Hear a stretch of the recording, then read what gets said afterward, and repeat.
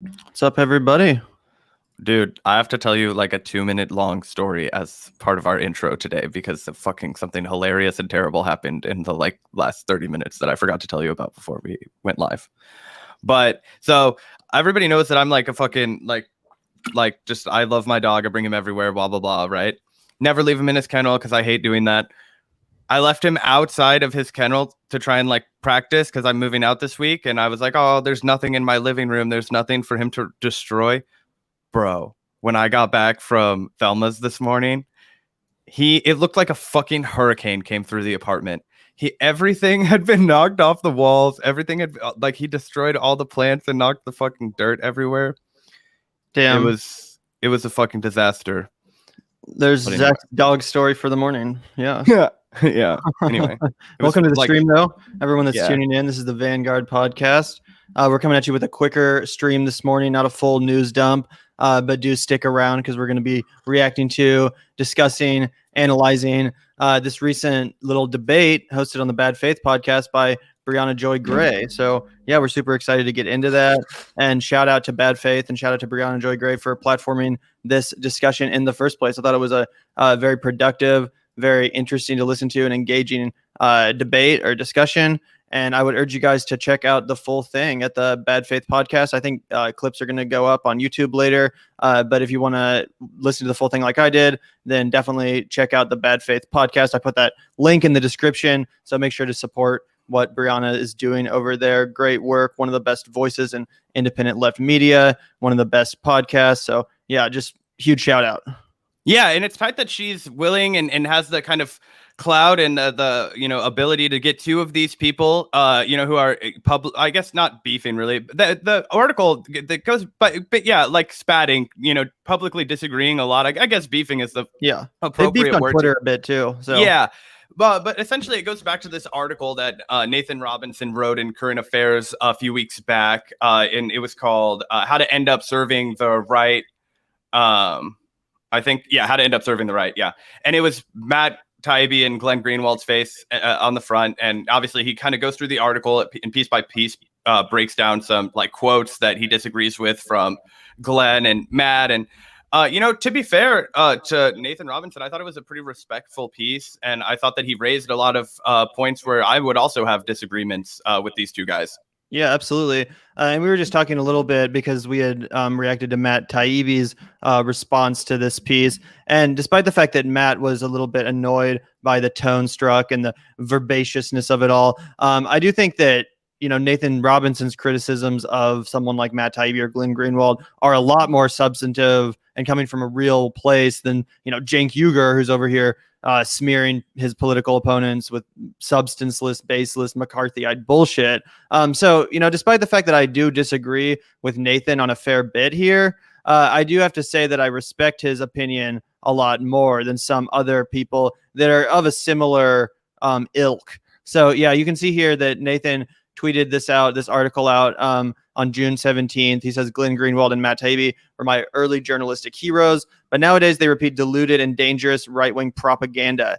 An explanation of how those who see themselves as reasonable can end up swallowing parts of the right's warped worldview. And obviously, Glenn Greenwald and Matt Taibbi are two people that I respect a lot as well. And actually, Nathan J. Robinson is someone whose work I respect a lot as well. I would say, in fact, these three people, Nathan, Glenn, and Matt, are three of the journalists who I respect the most, but simultaneously disagree with the most as well. I find myself disagreeing with like every other thing these guys say, seemingly, but that doesn't stop me from respecting them. I don't know about the rest of y'all, but personally, I actually still am able to respect and enjoy the work of people whom I disagree quite massively with on a lot of things. Seemingly, that's not something that you see a lot of these days anymore. But I mean that's classic journalism. Obviously, these guys are all very intelligent people. They all have very strong opinions, and they're going to butt heads a lot. But I think that's what this debate hosted on the Bad Faith podcast was so great. The fact that they were able to actually sanction that discussion rather than just relegating it to Twitter dunks or low hanging fruit shots like that online. Yeah, and I think it's also commendable that Glenn and Nathan both decided to sit down and have a productive, hours-long conversation about this. And it wasn't like, oh, let's just be catty. Like, he wrote an article, Glenn responded, and he was like, yeah, let's sit down and let's get to the bottom of this. And yeah, like you said, I've disagreed with all three of these people on our podcast before. We've poked some fun at Current Affairs at times. I'm a subscriber to Current Affairs. I read every issue that they mail to me. I also am a subscriber to Glenn and Matt's Substack, respectively. So yeah, I'm with you. I do disagree with all three of them from time to time. I think that's only natural. I never find anybody that I'm completely fucking down the numbers with. I mean, I do a fucking podcast with you and we disagree on shit pretty semi-regularly. So of course that's going to happen. But anyway, we can dive into the actual conversation a little bit because I am excited to kind of react to it. Yeah, absolutely. So now that we have that context out of the way and everyone knows what's up, the reason why this, beef was going down and why this debate had to happen. Again, I just want to make sure everyone goes over to the Bad Faith YouTube, subscribes, and supports them on Patreon if you want to listen to the full episode. Obviously, much love to Briahna and Bad Faith. Great work being produced there. But yeah, let's take a look at some of this debate. I pulled some of the audio that we could react to. But yeah, again, if you guys want to hear the full debate, that's currently available at the Bad Faith Patreon. But yeah, let's take a look and react. Obviously, you can butt in at any point too, Zach. We can react to anything along the way.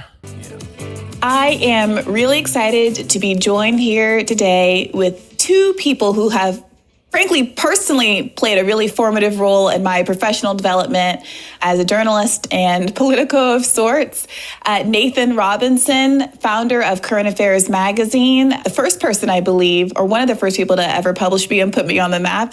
Thank you so much for joining us here today. So nice to be back with you, Brie. And Glenn Greenwald, one of the founders of The Intercept, another journalistic institution that has been so kind enough as to hire me, and who is now independent, Pulitzer Prize winning, plaudits up the wazoo, who's shown an enormous amount of journalistic courage and integrity. Thank you so much for joining us today from Brazil. Yeah, I'm happy to do it. I believe this is my record-breaking, or maybe record-setting third appearance on this podcast. So I think we agreed last time that if I came on again, I was going to have some kind of co-host rights, which I may exercise. But yeah, thanks for having me. Nathan, thank you for doing it as well. So we're here today because Nathan recently wrote an article critiquing both you, Glenn, and Matt Taibbi, who we recently also had. Oh, sorry, guys. About what he perceives to be some kind of ideological slippage that you've displayed of late, in which, and I'll let you put it in your own terms, Nathan, but the gist of it is that there seems to be a lack of skepticism about certain right-wing arguments that have been arguably embraced by you, Glenn. Nathan, how would you frame your core disagreement with Glenn? I wouldn't say ideological slippage, exactly. I've been an admirer of Glenn's work since I first started doing political writing. It was a big inspiration to me. And I would not say, as some people say, Glenn Greenwald has changed. I don't want to litigate that exactly. It might be just that I've noticed things that I disagree with that I didn't notice before. I'm not saying that Glenn has gone conservative, but that I have... And I tried to make this a substantive critique of a few points that I think that I see him making that I think are both wrong and frankly dangerous, and that sort of misunderstand the workings of power in the world. So, for example, I start with a discussion that he had with Glenn Beck, where he's talking about the authoritarianism of the Democratic Party. Now, I detest a lot of the Democratic Party. I'm a staunch critic of the Democratic Party. I've written books about Bill Clinton, endless stuff about Joe Biden, right? But, Glenn said to Glenn Beck that he couldn't agree more when Glenn Beck said the Democrats were fascistic for talking about the end of the filibuster, adding extra states, packing the Supreme Court. And Glenn Greenwald said that, ending the Senate is because a democratic idea of ending the Senate is because they're a genuinely repressive and tyrannical party. Now, I think that's that's a complete misunderstanding of the situation, right? The Senate is the enemy of democracy. It was set up as the enemy of democracy. The idea of enfranchising Puerto Rico and DC, and even of packing the Supreme Court, is partly because the United States government is counter-majoritarian, counter-democratic, and has been that way since the beginning. I don't think these are signs of creeping authoritarianism by the Democratic Party. Frankly, the Democratic Party isn't going to abolish the Senate because, in fact, far from being authoritarian, they're mostly just ineffectual and useless. But if they did start taking these ideas seriously of getting rid of the filibuster and such, it would be a move towards democracy and not a move away from it. And when Glenn Greenwald said to Tucker Carlson in the advance of the 2020 election, the Democratic Party is likely to take over at least one branch of government, which is an alarming proposition because they are authoritarian, I think that actually Republican power is still more terrifying than Democratic power, and also that Republicans are stronger than they necessarily look. They're constantly trying to make themselves look weak, but in fact, they have functional veto power over pretty much any legislation, right? It's not possible to pass legislation without getting Republican agreements because of the filibuster. If you look at the state level, Republicans are trying to restrict abortion rights, deny health care to transgender youth, roll back voting rights, control school curricula, ban cities from imposing paid sick leave, all sorts of stuff. And Republicans try and create a narrative that the left are really in control. Now, it's a quote from Matt Taibbi, who says that all the power is on the side opposite Fox News. Glenn has not said that in particular, but he has reinforced what I think is a mistaken understanding of American politics that doesn't see, because he has said that the threat of authoritarianism, for example, didn't come at all from Donald Trump. It comes more from the Democratic Party, which he has described as fascist. Obviously, I don't like the way that many Democrats show fealty and deference to the FBI, CIA, etc., and that ought to be criticized. But I think we really need to understand it is very important to be clear that, to my mind, I share Noam Chomsky's opinion that Donald Trump was one of the worst criminals in human history because of his acceleration towards climate disaster, because of his firing of inspectors general, because of his refusal to accept the election result, because of immigration, labor rights, every issue you want to take. The Republican Party's agenda is absolutely terrifying. And as bad as the Democrats are, I think it is really, really important to be clear on that distinction. And I think my fundamental critique of Glenn is that I see a lot of stuff attacking sometimes, actual bad tendencies among liberals that I don't think recognizes just how bad that is. And in response to my critique, the things that Glenn said about me are like, the online liberal left, this is a quote, is trying desperately to show they're not like Chris Hayes. Nathan and those like him built their self-image on being radical leftists, different from their MSNBC watching parents, but now they struggle to find any differences. This is all they've got. But we don't give a shit about their dreary dogma or authoritarian culture and their captivity to the Democratic Party and are free for their repressive attempts to use in-group coercion to enforce adherence to trite liberal pieties. Now, I just think this is totally wrong. My parents would rather set themselves on fire than watch MSNBC. I am incredibly critical of the Democratic Party, and I just think that it's important to have a nuanced understanding. And I don't think that this attack on my motives really does service to what I think are substantive critiques of the positions that he's voiced. Glenn, any response to that off the bat? Yeah, well, for a long part of that, I really agreed with almost everything that he was saying for the first probably 5 to 7 minutes of that monologue. I thought that he was raising a lot of points that we've on our show talked about. Yeah, this is where we disagree with Glenn Greenwald. I think we talked specifically about the Glenn Beck interview when it happened on air. Yeah, I agree with a lot of what he's saying. Obviously he got a little personally offended towards the end when he was reading some of the cattiness back and forth, which I was like, okay, that's fine. I guess that's bound to happen. But, substantively, the political disagreements that they have, I think I tend to agree with Nathan on this one. Yeah, absolutely. And you're right. We did talk about that Glenn Beck interview that was actually pretty cringe, if we're being honest. I'm a huge fan and really respect Glenn Greenwald, but that was and he's also been really nice to our show too. Oh yeah, 100%. Apparently he likes the Vanguard, which is dope. So shout out to Glenn Greenwald. But yeah, we also thought that interview was kind of cringe. And to be honest, I also did interpret Glenn Greenwald's statements as far as the Democratic Party embracing authoritarianism and stuff. I saw it having to do with things like the Senate, the Electoral College, the attempted statehood of DC and Puerto Rico. Glenn clarifies a little bit up here. So we'll definitely react to that and adjust our opinions accordingly afterwards if that's necessary. However, my last note is just that I would say that, it does kind of annoy me, this notion of like, yeah, obviously there are a lot of instances where the Democratic Party is better on the surface than the Republican Party. There's no denying that, I think, for most intelligent people. However, just to make that point, I think is a little bit reductive, because it's really the two-party system at whole. It's really the one-party establishment. Yeah, it's the one-party establishment. It's all an illusion. They're going to pass off power to each other every 4 to 8 years, regardless. Really, that's the way it goes in a two-party system. It's a pendulum that's going to swing back and forth by design. So no matter what the Democrats do, the Republicans are going to undo it. It's going to be one step forward, two step backwards for the rest of time until we settle that issue, and not just the two-party system, but capitalism at large, because both of these parties are servants of a capitalist establishment, which is really the underlying foundational issue that needs to be addressed. So again, while I do agree with Nathan, I just generally kind of have I'm a little bit annoyed by that argument.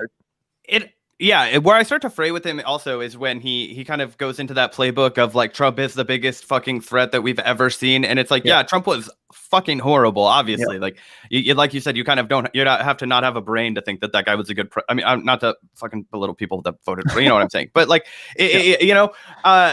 so with the political knowledge that we have, you would have to really forget all of it to try and argue that he was a quality president. That being said, though, I really struggled, and I think you and I went back and forth trying to really hammer this out after it was all said and done, whether George W. Bush would have caused more damage as president than Donald Trump did. And I just think it's a conversation to be had. So to act like Donald Trump is like far and away like an absurdist, like anomaly, it's like, no, he's just a fucking shittier face on the kind of horrible. Is it even a conversation? I think that Bush just, by the metrics, was a worse president. He killed more people, started more war, etc. Yeah, right? That's what I was saying. That was the conclusion Nathan, that was what I was saying. Nathan runs off with that, like, Noam Chomsky says that this is the worst president ever, and I believe him. I want to be on the side of Noam Chomsky, which is something that just fucking irritates me. I hate when people use Noam Chomsky as like a fucking shield against their argument. Noam agrees with me. Yeah, Noam's 90 fucking years old, and I'm sorry, but like, I'm okay with disagreeing with the guy anyway. Yeah, exactly. But yeah, let's take a little bit more of a listen and hear what Glenn has to say, especially in reference to this Glenn Beck argument, because obviously I do want to give him a chance to clarify what he meant in that interview, which apparently was not exactly as it was interpreted, but obviously we can react. Yeah. Do you have a reaction to any part of that in particular? I think it's a good starting point. I think that, first of all, if you listen to what Nathan said, there was a lot of kind of genuflecting to the idea that he views the Democratic Party as flawed, as doing bad things. He certainly has expressed criticisms in the past of figures like Bill and Hillary Clinton, Barack Obama, Joe Biden. That's all certainly true.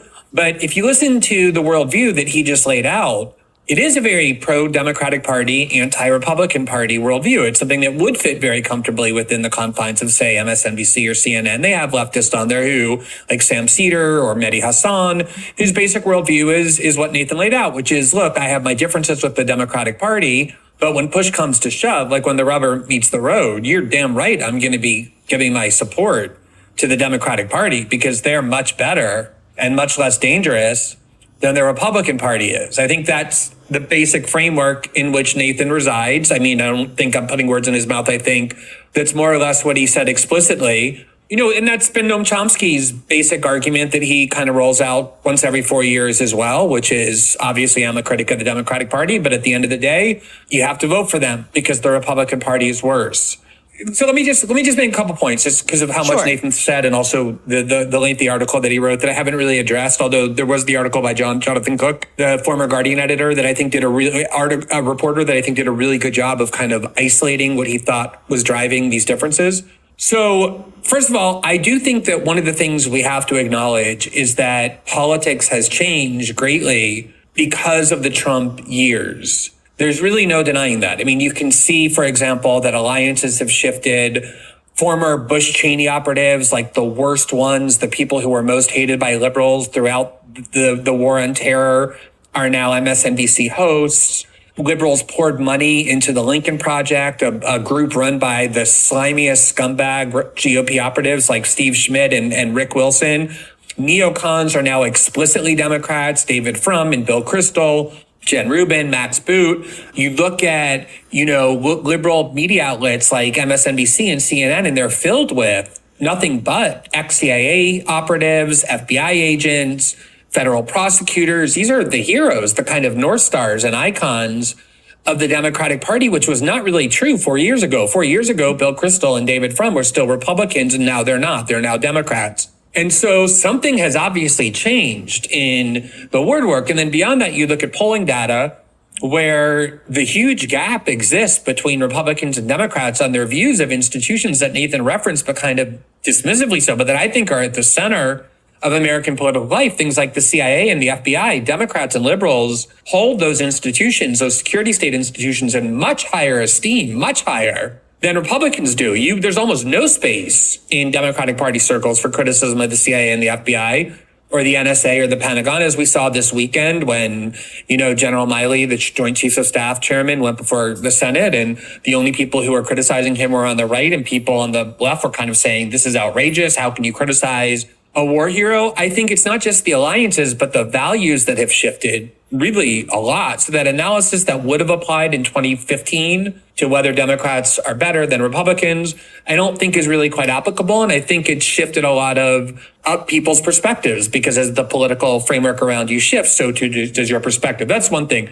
The other thing is, and I will say, just before I let him continue, that I think he kind of illustrated pretty well there, in my opinion, without explicitly saying it, that exactly what I was mentioning. The Trump phenomenon allowed the Democratic Party to just become that much more right-wing, absorb all those neocon elements from the Republican Party of George Bush, and it further escalated the rightward shift of our politics in general. Thus is the nature of the two-party system. That's the way it works by design. The one note I would give to both Glenn and Nathan is just to explicitly make that point every time you're talking about either the Democrat or Republican Party, because it can create the appearance that you're talking shit on simping one for the other team. Yeah, that you're simping for the other team or defending the Republican Party at the expense of the Democratic Party, or vice versa, that you're kind of playing for one team or another. So I just think it should be made explicitly clear whenever anyone's talking about this stuff that it's really the two-party system itself by design and the capitalist foundation which it upholds that is the problem, being enabled by both parties. Yeah, I would also just like to point out, what a tremendous example of civil discourse. We never fucking get this kind of thing. This was, they took and shout out to Briahna Joy Gray for hosting a conversation where people are able to just kind of articulate themselves and, wait their turn and reply. That's not something that you get a lot of really right now. And also, I will just give a little bit of props to Nathan. I thought that in the beginning, he did a good job of articulating a lot of critiques to somebody that, you look up to. And, nobody wants to say that that's really fucking hard. But it is really fucking hard to look somebody that you deeply, deeply admire in the eye and lob a bunch of criticisms at them. I don't know. Obviously, look in the eye is a metaphorical kind of thing when you're in COVID and whatever. But right. I'm just saying people, I think, underestimate. Yeah. Well, I just mean people underestimate how hard it is to do that, especially with a journalist like Glenn, who, everybody worth their salt in this field has to at least give him tremendous props for his achievements on multiple fronts. You know what I mean? Even if you disagree with his strategy on everything, you have to be like, this guy's an amazing, as Nathan Robinson said in his piece, arguably probably the most consequential journalist of our time, probably the most consequential journalist of our time. Oh, 100%. Yeah, absolutely. His journalism is actually absolutely fantastic. And much like another journalist, Ryan Grimm, who still works at The Intercept, I think both of these guys' most controversial takes end up coming through on Twitter. Funny enough, it seems like if they just stuck to their journalistic work, their written articles, that they wouldn't be nearly as divisive or controversial. It's just a lot of the Twitter discourse that really gets out of control, which is just an interesting observation. It's not, It's a necessarily cultural development. Yeah. Yeah, for sure. But anyway, we can let him I think finish. one of the big differences that Nathan and I have is the question of what is power. To me, the question is not that interesting. Like, is Donald Trump worse than Joe Biden? Or is Donald Trump, does he have worse views than Chuck Schumer and Nancy Pelosi? For me, the question in politics is who's likely to do the most damage? And I think one of the big divisions in liberal left politics is how you view Donald Trump. Did you view him as this kind of unprecedented, fascistic or even Hitlerian type figure who was in this unprecedented way going to usher in fascism and posed an existential threat to American democracy?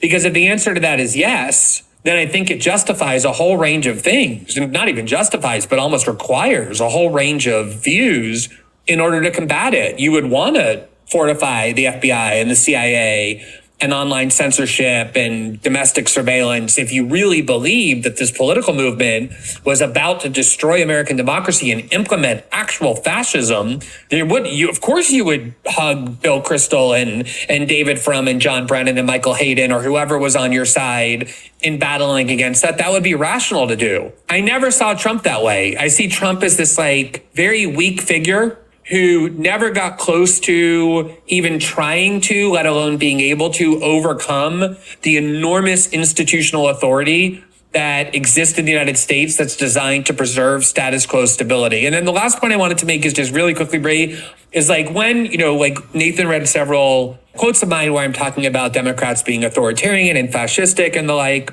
my leading examples are not things like wanting to do away with the Senate or anything like that. That was more like an example that I gave in that one interview of how Democrats will try and change any rules as long as they believe it's in their interest to do so. I don't think they're trying to get rid of the filibuster because they view it as a Jim Crow instrument. To the contrary, the Democrats also used the filibuster over and over and over and over again to prevent Republican majoritarian legislation when they were in the minority. I think they want to do DC statehood and get rid of the filibuster because it will help them. Now, what I'm talking about when I talk about authoritarianism is the fact that it is the case that the Democratic Party's coalition consists of not just the CIA and the FBI and the NSA and the Pentagon, who were radically against Donald Trump and therefore on the side of the Democrats, but also Wall Street and Silicon Valley. And the most disturbing incident for me, or one of them, that kind of is illustrative of why I say the Democrats are so authoritarian, is 3 weeks before the election, when the New York Post got its hands on an archive that was from the son of the presidential frontrunner, Joe Biden, that contained a lot of personal stuff that never should have been published, but a lot of stuff that reflected on his ethics and on his business dealings in places like China and Ukraine, the Democratic Party demanded that story be censored, and Silicon Valley monopolists joined with the Democratic Party to literally censor and make it impossible to discuss that story on the internet. You couldn't post links to the New York Post story. You couldn't post links to any other media outlet that was posting it. The same thing happened after January 6th when Parler became the most popular app downloaded in all of the United States, and AOC and Ro Khanna went on Twitter and said, we demand that Apple and Google and Amazon, Silicon Valley monopolists, destroy Parler. And then overnight they did. So that to me is this union of state and corporate power, which is the classic definition of fascism, in order to shield Democratic Party authority from challenge. It doesn't mean I don't think there's authoritarian components to the Republican Party. It just means that I think the Democratic Party, in terms of these new coalitions that has formed in the Trump years, has become deeply authoritarian as well. Well, damn. That was actually a really fucking good answer from Glenn. Yep. And, he's a real son of a bitch. He turned that ship around fast. I was ready to be like, all right, Vanguard drops the hammer on Glenn Greenwald. That'll be something. But no, I actually agree with a lot of what Glenn had to say. And I think he made a lot of good points connecting the dots between saying, hey guys, the bells that should be going off are the fact that fascism, traditional fascism, is the combining of the state with corporate power. And yeah, he made a really fucking good point about the Parler shit, even though obviously most of the behavior that was going on Parler, I personally don't agree with. I think it's odious and depraved and all that kind of shit. However, I'm not the fucking king of the mountain. I don't get to decide how everybody behaves. We live in a free fucking world. Also, Parler wouldn't even exist in the first place if it weren't for the censorship problem occurring on mainstream social media platforms. They push the extremists into an even more extreme platform. An echo chamber, exactly. It's kind of like the kind of shit that we've seen on Rockfin, for being honest. But yeah. Yeah, and also I think he does make a really good point there that, sure, a lot of Democratic voters are not of this authoritarian mindset. A lot of Democratic voters agree that the filibuster is a relic of Jim Crow South, etc. But the Democratic Party itself, they don't give a fuck about that shit. They don't give a fuck about the new Jim Crow. They're the ones that are refusing to legalize cannabis right now. Joe Biden unilaterally took it off of the schedule, or he unilaterally took it out of the Democratic Party platform agenda to legalize cannabis. That's continuing the new Jim Crow. They just expanded the police budget in Washington, D.C. Everything that the Democrats have done since taking power has not been in the interests of Black or brown communities. It's been in the interests of the police state, et cetera, et cetera. So yeah, obviously they don't mean it when they talk about the filibuster and all that shit. They just that's just an excuse essentially. And that's proven by the fact that they're not really doing anything to actually end the filibuster. They just constantly gesture and talk about it. Yeah. Exactly. And I think that he made a lot of smart points. Probably I would be more critical of the Republican Party if I was, or balanced criticism, like you said, of making sure that everybody knows that this is just playing the role in the perpetuation of our system. And I'd love to have Glenn on the show sometime to iron out what he does think are the necessary institutions of American political power, because one of the things that Nathan said at the beginning of that spiel of his that I thought was actually one good faith of him to say, and two, actually correct. He said, I don't want to imply that Glenn has changed or that Glenn has become more right wing. Mm-hmm. I have just noticed that as a left winger, I seem to find myself disagreeing with him and feeling that he has moved towards the right more. I don't know if I'm just noticing that now or if that has changed. Yeah. And I think it's definitely just that he's noticing it now. If there's one thing that I can say about Glenn, it's that when I've read his earliest work, I was shocked that he considered himself a leftist at all, if he did. I was shocked that he was always on lefty programs, because he'll write about his experience pre-politics when he was just a constitutional lawyer, when he started writing about surveillance on a blog.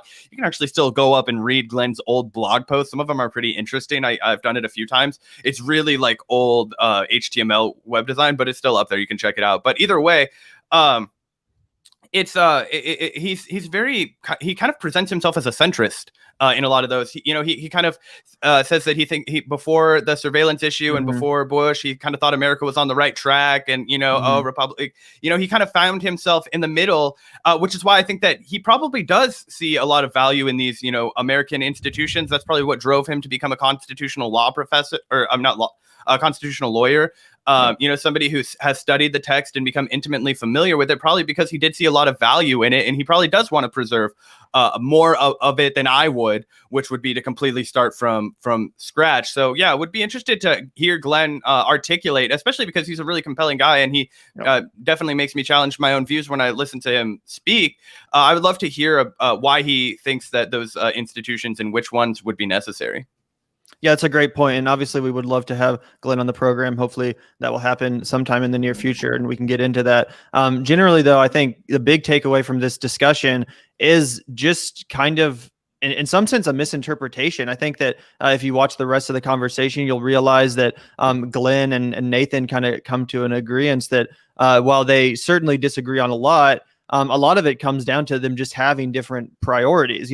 Glenn Greenwald is obviously in this space that's more focused on like surveillance and state power and all that stuff. So he's more concerned with the Democrats and their joining with the deep state and their acceptance of neocon war criminals, that kind of ideology. That's what he sees as a big problem right now, because that's kind of his purview. Nathan talked a little bit more about things that he's more focused on, like climate change, and why Trump represented a very grave threat in that regard. Not that Biden doesn't as well. But I think that in general, it's a really great conversation. And like you said, an example of really great civil discourse, productive exchange of ideas. And I would urge you guys to check out the full thing. I think it's like 2.5 hours. But yeah, that link is in the description for the Bad Faith Patreon if you guys want to check out the full interview / debate and support Bad Faith as well. Definitely worth it. This was an awesome discussion. And generally just, like I said, a great ironing out of differences in a civil fashion, in a productive fashion, and in an engaging fashion for someone that, does fancy myself a left-wing thinker. Nothing is better than watching two intelligent, respectable, good faith people go butt heads on substantive issues. It's something I really enjoy. Yeah, you and I probably watch debates every single fucking day because, I'm constantly looking to have my ideas challenged and pressed, and I'm happy to change my fucking position on things. And that's one thing that I wish more people would adopt is that kind of, obviously you never waver from your convictions, but that doesn't mean you can't change your mind. People will make an argument to you. And if you're an open-minded person, like, yeah, I'll have my ideas changed. Like, why wouldn't I? Especially with somebody like, Glenn or Nathan or two guys that are very well-read, very, smart guys, very, deep thinkers, essentially, right? So wish that we could have more conversations like that on the left, because I think those are the meaty conversations, right, guys? Like, this is a perfect example of why what Gavin and I do and what we examine on the left and these left kind of spats and disagreements, it's not drama. They just had a 2.5 hour long debate about policy, about strategy, and I guarantee you that if you're not somebody that really rigorously follows politics, it's a very high level discussion to be following, right? If you showed that to like my little brother, he'd be like, "What the fuck are any of these people talking about?" And of course, if you just took a random person on the street, like, and that shows that this isn't drama, right? That's so reductive, and that's typically what people say when they don't want to be criticized. They're like, "Oh, this is just drama about me." It's like, no, I think your opinion is dog shit, and you get paid to voice your opinion for a living. So I'm going to tell you that I think your opinion's dog shit. So everybody who listens to you knows that take of yours is bad. Yeah. And again, even though it started with some slightly more ugly Twitter beef, like, who gives a shit? They're all adults. They're intelligent people. They're hashing out their ideas. Obviously, everyone here is opinionated and has strongly held beliefs. There's nothing wrong with a good, intense, exchange of ideas. That's what people like to watch when it comes to discourse. There's nothing wrong with that. No, and it doesn't it doesn't make you like, I don't know. It's weird. People want to like just shun anything that they don't agree with as if it's like going to contaminate your fucking brain. Like, I remember ContraPoints was talking about this back in the day. She was like, nobody wants to engage with Jordan Peterson videos. Like, nobody wants to actually watch them. They just like dunk on them. She was like, I'm not fucking afraid of anything. I watched 10 days worth of fucking Jordan Peterson videos. And like, I was like, that's a little much, but like, that's a good segue into our announcement that we're doing Ben Shapiro's new book for our next book club, examining some ideas we truly disagree with. No, I'm just kidding. No. Oh, we're still doing Chris Hedges though, so we'll have that up. That's true. We are still doing our Chris Hedges. That was just a joke, guys. And speaking of Chris Hedges, that episode, our Patreon exclusive next book club episode, will be dropping soon, early for patrons. So make sure to hit up that link as well if you want to support the Vanguard on Patreon. That link is in the description. It's patreon.com/the Vanguard channel. In addition to that exclusive book club episode that's going to drop soon, we're also doing our patron Q&A tomorrow. So if you have a question for us, you can send it in via our DMs or comment section on Patreon. And we will give your question all the time and energy it deserves, a long, thoughtful response, and we'll shout you out via a special graphic that I'll make. So super excited for that. It's going to be a lot of fun. And again, the link for our patrons in the description. We like to shout out our patrons at the beginning and end of every live stream. So thanks so much, guys. Really do appreciate the support. This show is just getting started. As I was talking about yesterday, we have a lot of awesome stuff that we're about to be breaking out for you guys, including a new studio space that we're going to be recording out of. So, hit that subscribe button. You're going to want to be here when that starts dropping, and hit up that Patreon link too. You're going to want to see all this cool shit when it hits the fan. So yeah, thanks everyone, and everyone have a great rest of your Monday. Yeah. Peace out, guys.